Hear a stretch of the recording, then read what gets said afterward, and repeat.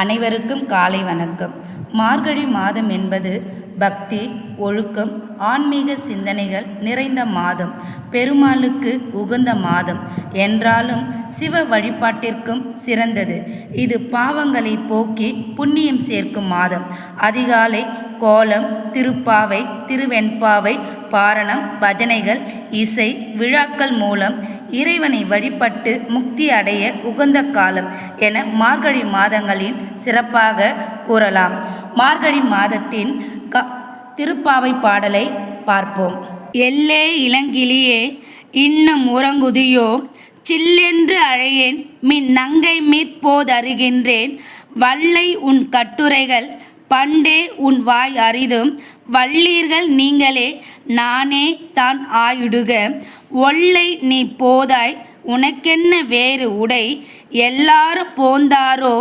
போந்தார் போந்து எண்ணிக்கோள். வல்யானை கொன்றானை, மாற்றாரை மாற்று அழிக்க. வல்யானை மாயனை பாடி ஏலோர் எம்பாவாய். பாடல் விளக்கம். சென்ற பாடல் வரை ஆண்டாள் கோபியரை எழுப்பிக் கொண்டிருந்தாள்.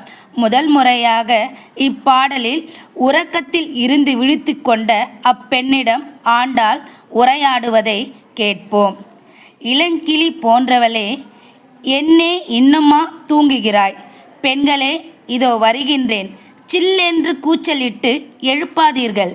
நீ வாயாடி நீ சொல்லும் கட்டுக்கதைகள் முன்னமே நாங்கள் அறிவோம். வாயாடிகள் பரவாயில்லை, நான் தான் வாயாடியாக இருந்துவிட்டு போகிறேன். நீ உடனே புறப்பட்டு வா.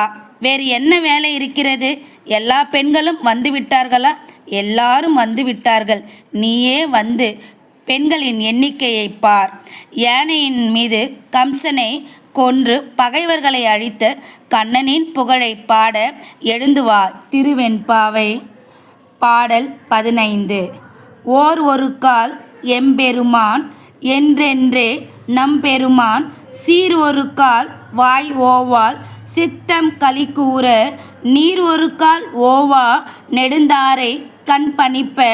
பார் ஒரு கால் வந்தனையால் விண்ணோரை தான் பணியால். பேரறற்கு இங்கனே பித்தொருவர் ஆமாறு. ஆர்வொருவர் இவ்வண்ணம் ஆட்கொள்ளும் வித்தகர். தாழ்வரு உருவம் பூண் முலையீர் வாயார நம் பாடி. ஏருருவ பூம்புணல் பாய்ந்து ஆடேலோர் எம்பாவாய். பாடல் விளக்கம்.